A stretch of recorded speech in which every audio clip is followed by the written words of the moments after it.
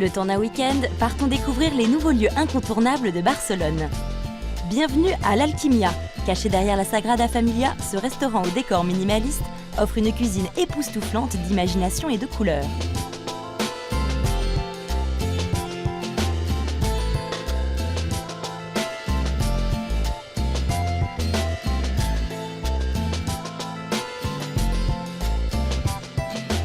C'est à une centaine de kilomètres au nord de Barcelone que se trouve le restaurant des frères Roca, l'un des plus réputés d'Espagne. Dégustons la cuisine des frères Roca.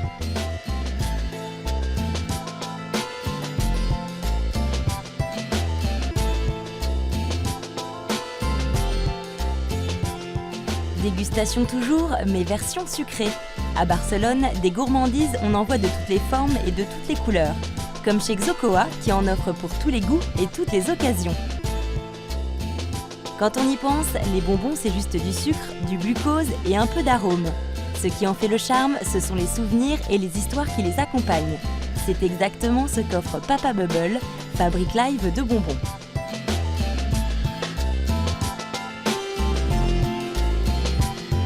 Et pour dormir, le dernier des hôtels, le Must de Barcelone, a été décoré par la star de la décoration, la grande prêtresse du très bon goût et du chic ultime, l'anglaise Kelly Oppen.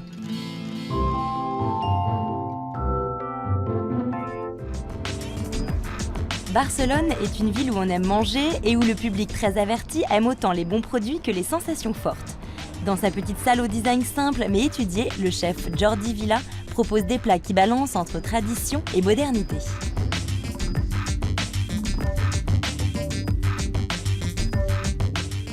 What kind of ambience you wanted to create? Bueno, nosotros lo que buscábamos aquí sobre todo es que nous avons ici surtout cherché à donner le rôle principal au client et au plat, à centrer l'attention sur la table. Nous avons donc cherché à créer une ambiance très neutre, très blanche, notamment à cause de la petite taille de la pièce. Nous devions lui donner une couleur très claire pour agrandir l'espace.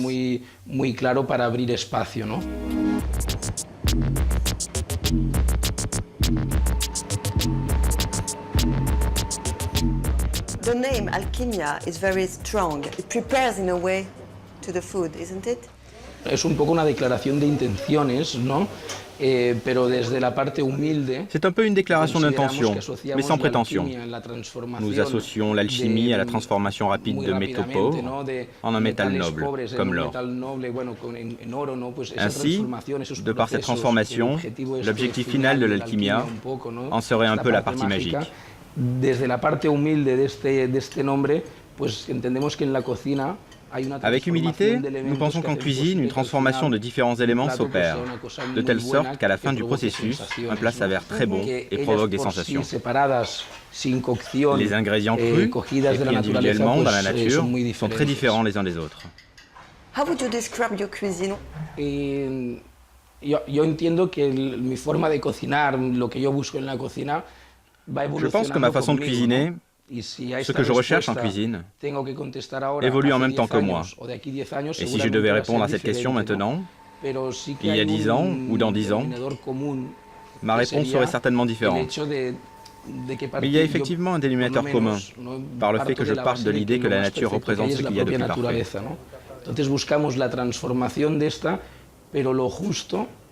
Nous cherchons donc à la transformer, mais juste ce qu'il faut pour la mettre en valeur, pour en faire ressortir le goût, la texture.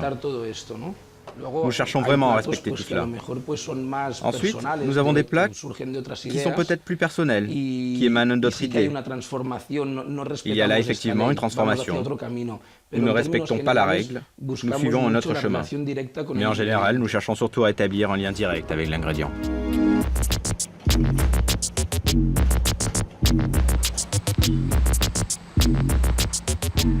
Is Barcelona a good place for cuisine? Oui, selon toute logique, la Catalogne, l'Espagne, le Pays Basque aussi, mais surtout Barcelone, la grande ville au cœur de toute cette région, est disons plus gastronomique. Et il y a également un soutien du public qui accepte toute cette cuisine. Il se trouve aussi que ce public goûte à cette cuisine depuis des années. Et il y a donc plus d'expérience. Il est plus critique. Maintenant, il s'avère peut-être que l'étranger qui vient d'ailleurs, en vacances, est décontracté, de bonne humeur, et plus réceptif au moment de goûter de nouvelles choses. Il se sent plus à l'aise. Le client à Barcelone est en ce moment très critique, ce qui est plutôt bien, jusqu'à un certain point. C'est une chose positive. Il paraît cependant évident que sans cette masse de gens de Barcelone, il n'y aurait pas autant de restaurants de ce genre.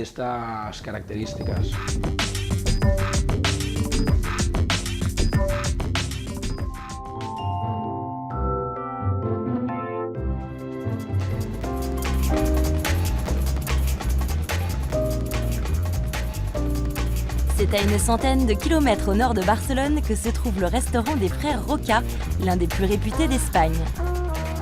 Après 22 ans de travail dans un lieu étriqué, Johan le chef, Josep le sommelier et Jordi le pâtissier se sont enfin créé une maison sur mesure où ils peuvent pleinement exprimer l'essence de leur cuisine.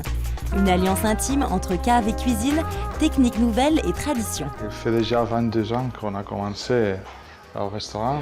Avant, nous avons un petit local. C'est tout très près, très comprimé parce qu'il n'y a pas beaucoup d'espace. La cuisine c'est petit, la salle aussi.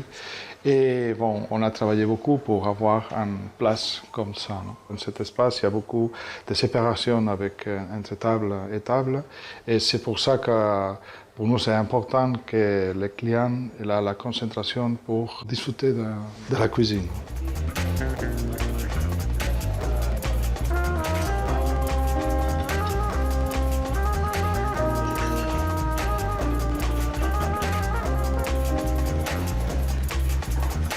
C'est la cuisine de la complicité parce que chacun il a un territoire dans la maison et c'est important pour nous parce que le procès créatif de les plats, c'est un travail ensemble parce qu'il y a des apportations très intéressantes de la technique de pâtisserie de Jordi. Il y a des apportations très intéressantes au monde de vin, que c'est un monde très complexe et avec beaucoup des arômes et des combinations possibles, ce qui les vins nous donnent des idées très intéressantes pour développer quelques plats.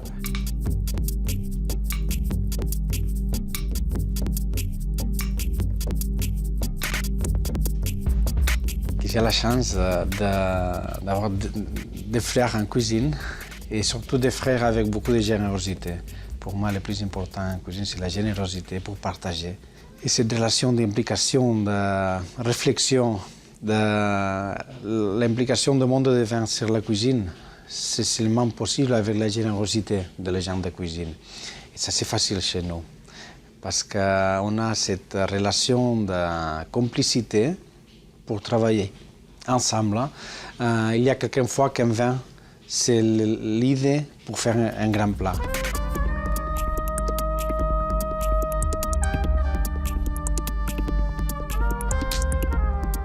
On pense sur cette relation moléculaire, pas sur la cuisine moléculaire, mais si c'est vraiment la possibilité de faire d'assemblage d'harmonie avec la relation des arômes des plats avec des arômes de vin.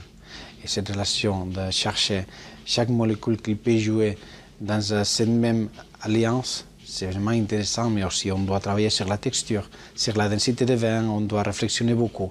Mais je pense que c'est vraiment avec l'observation, avec la connaissance, qu'on peut faire vraiment de bonnes harmonies, de grands mariages. On cherche les émotions, bien sûr. On fait un plat maintenant qui est un huître, seulement un huître avec un distillé de terre. On fait la distillation avec la terre d'un bois très près d'ici. On prend la terre, on fait l'infusionner avec de l'eau et on fait la distillation. On capte les arômes volatiles et il y a la prétention dans cette plat d'étonner l'émotion des clients avec la sensation d'avoir dans la bouche un arôme. L'arôme de terre, humidité, non? De l'humidité de la terre, de bois. Non? Et ça, c'est une réaction intéressante parce qu'il provoque la mélancolie, je sais pas comment ça s'appelle, la mélangie, oui. Et aussi la relation très présente dans notre cuisine, que c'est la relation de mer et de la montagne. Non? C'est une cuisine qui a évolué beaucoup. Il y a une petite révolution dans la cuisine catalane. Il y a beaucoup de techniques nouvelles, beaucoup de concepts nouveaux. Mais surtout, pour moi, c'est la possibilité d'avoir la liberté pour penser à partir de tout ce que nous connaissons. À partir de la tradition, il y a à notre cuisine. Mais c'est vrai que tout ça, on doit faire avec tranquillité et avec beaucoup de respect pour la tradition et respect surtout pour les produits et pour les clients et pour la mémoire des clients. C'est une question que l'évolution apporte aussi un peu de réflexion.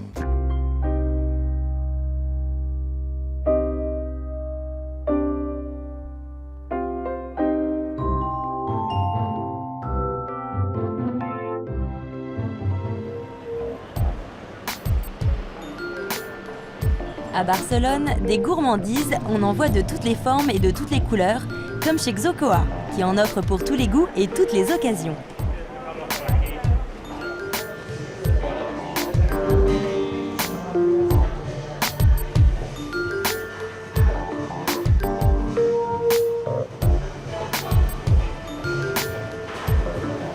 Vimos sobre todo que la pastelería.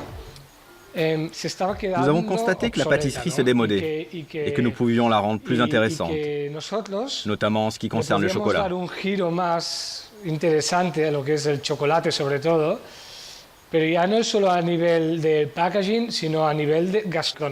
seulement en matière d'emballage, mais aussi au niveau gastronomique.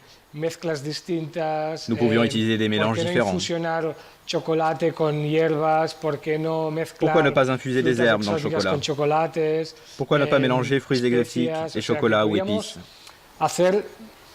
Nous pouvions donc non seulement créer de nouveaux chocolats en changeant l'emballage, la conception et l'image, mais nous pouvions aussi créer beaucoup de nouvelles saveurs.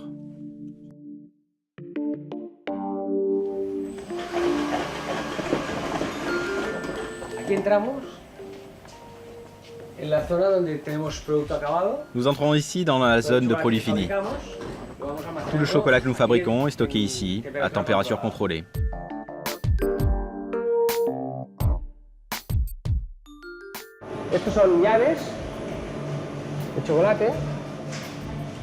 Ça, ce sont des clés en chocolat.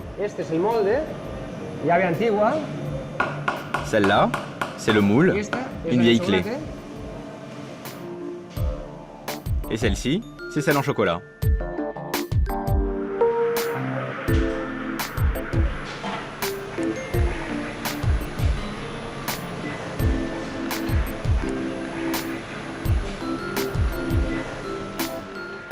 Demassier nació hace año y medio. Demassier est né il y a une année et demie.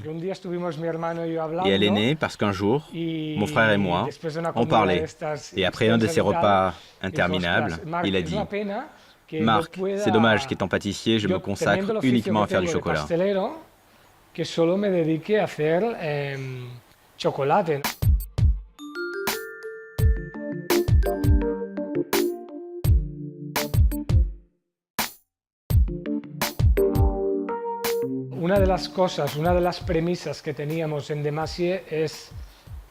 Une de nos prémices chez Demassier consiste à créer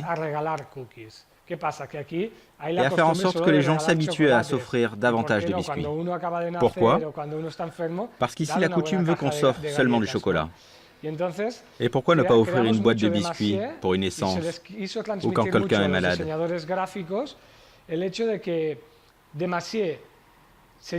Nous produisions donc beaucoup chez Demassier et nous avons insisté pour transmettre à nos concepteurs graphiques le fait que Demassier serait une entreprise totalement distincte. Mais nous voulons surtout que le produit se vende par les yeux et que les gens l'achètent pour l'offrir.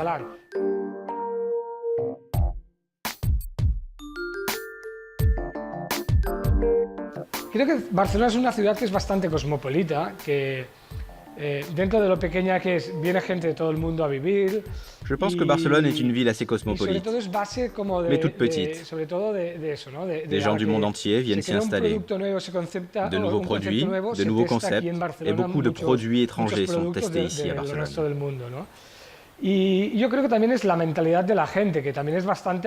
Je pense aussi que la mentalité des gens est assez ouverte et réceptive quand il s'agit d'essayer quelque chose de nouveau et de différent. Il y a toujours ce besoin d'essayer de nouvelles choses.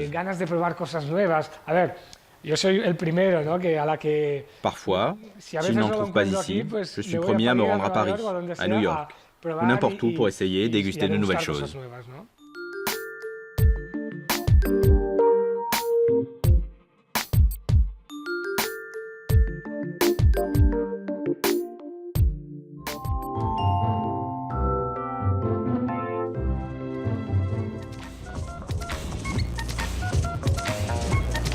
Quand on y pense, les bonbons, c'est juste du sucre, du glucose et un peu d'arôme. Ce qui en fait le charme, ce sont les souvenirs et les histoires qui les accompagnent. C'est exactement ce qu'offre Papa Bubble, fabrique live de bonbons.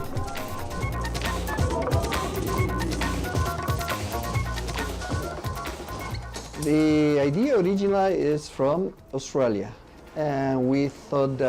L'idée vient d'Australie. Et nous nous sommes dit que ce serait formidable de l'implanter en Europe. J'ai travaillé pour de grandes sociétés de confiserie comme Cadbury ou Chupa Chups. Ici, c'est tout le contraire. Faire un bonbon à la fois ou emballer les bonbons à la main n'a rien de bien industriel.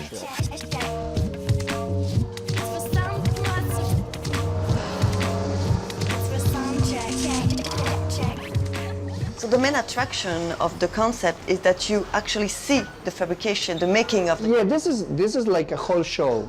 I'm always saying to people... Oui, c'est comme un spectacle.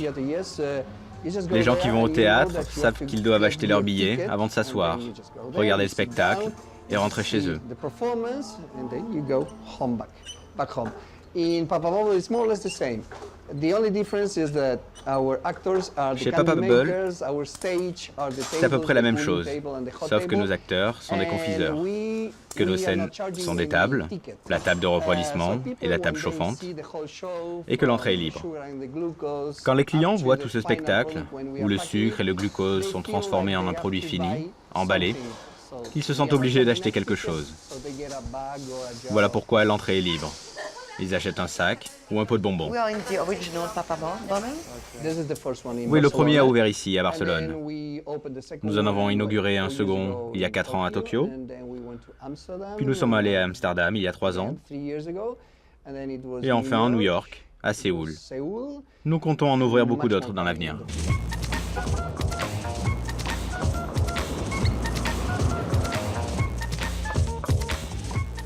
All the candy makers spend Tous nos a confiseurs minimum of passent au moins 3 3 fois par mois ici. That way we make sure, 100% sure that the quality of the candy. C'est ainsi que nous nous assurons de la bonne qualité de nos bonbons. Ce n'est pas seulement la marque Papa Bubble qui est en jeu, mais aussi le produit que nous vendons. Tout est lié. Nous devons servir les mêmes produits partout dans le monde.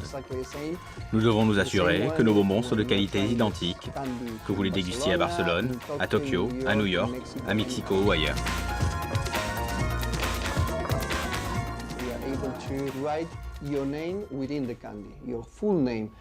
Nous sommes en mesure d'inscrire votre nom au complet à l'intérieur d'un bonbon. Chacun de ces bonbons peut recevoir 12 ou 13 lettres. C'est fantastique. Quand on peut y lire sans peine. N'importe quelle couleur, oui. Il nous arrive très souvent d'y intégrer des logos de marques multinationales qui se servent de nos bonbons. Nous en sommes très satisfaits.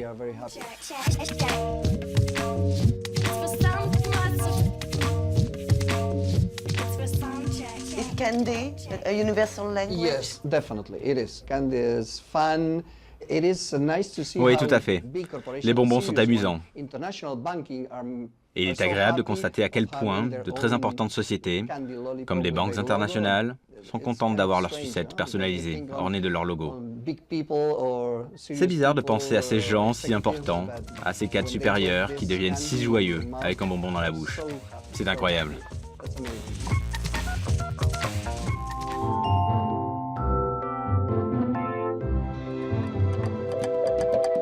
La capitale de la Movida s'est passablement assagie.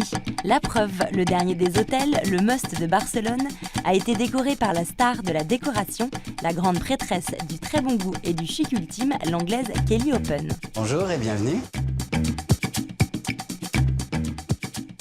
En catalan, le mot murmuri veut dire murmure.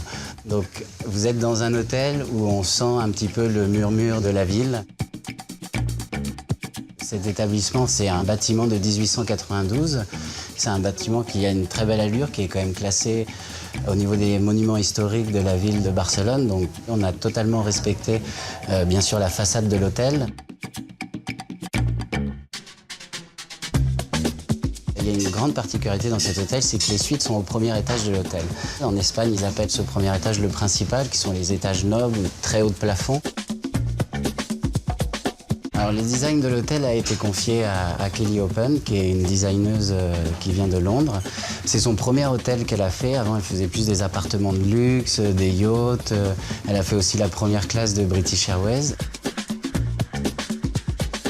Et aussi une autre personne qui est très importante dans le projet de l'hôtel, ça a été la rencontre aussi avec le chef Jan Kitichai. C'est une cuisine asiatique présentée un petit peu gourmet européen. Spécialiste du yacht et de la maison des stars, Kelly Open a décliné ici les mêmes matières luxueuses, soyeuses, wineuses quoi. Nous sommes à la réception de l'hôtel avec l'ascenseur qui est vraiment tout en verre. On est dans une décoration un petit peu plus sombre, en feuilles d'argent sur le mur.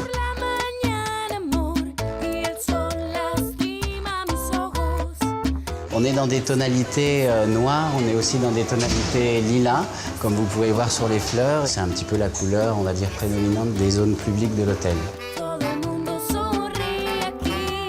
Ce qu'on peut voir aussi ici au niveau de la réception, c'est l'idée un petit peu de Kelly Open de casser un petit peu les espaces, notamment avec les 3 énormes abat-jours qu'il y a juste ici, en gris, qui rappellent aussi les feuilles d'argent qu'on a mis sur le mur.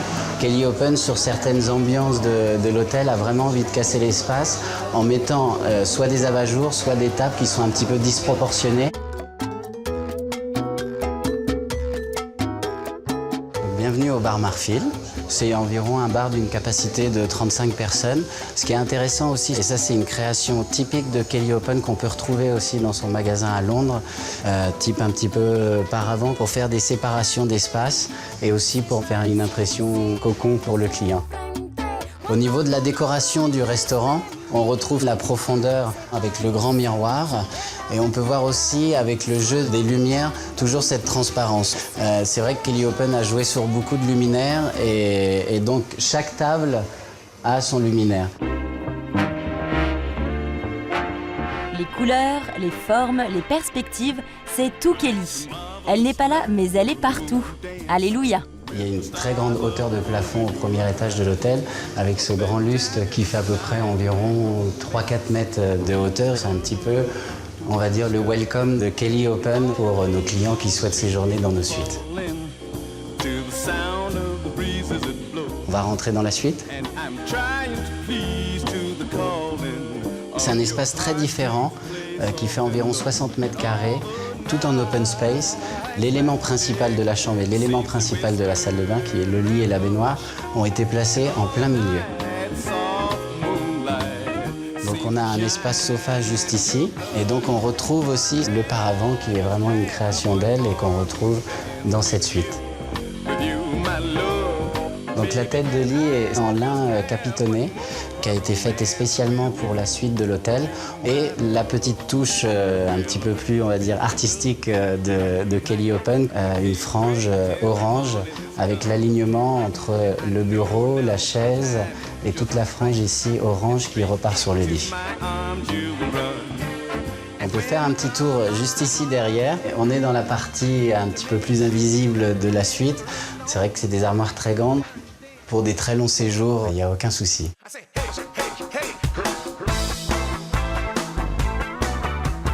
Pour accueillir nos clients dans les suites, on organise des bains romantiques. On essaye de se mettre en contact avec les clients pour savoir quels produits ils voudraient à leur arrivée pour avoir un bain organisé. Alors nous voici dans la junior suite de l'hôtel. Au niveau des espaces de la chambre, c'est l'armoire qui a été mise en plein milieu de la chambre. Ça peut paraître assez surprenant, mais c'est vrai que sur cette chambre-là, on peut la contourner et essayer de rencontrer différentes ambiances dans la chambre. Mais oui, essayons. Et on retrouve aussi sur Kelly Open les disproportions. Sur ces lampes de Andrew Martin, et on va le retrouver aussi sur cette chambre, sur les tables de nuit qu'il y a qui sont vraiment très grandes et où les lampes sont toutes petites.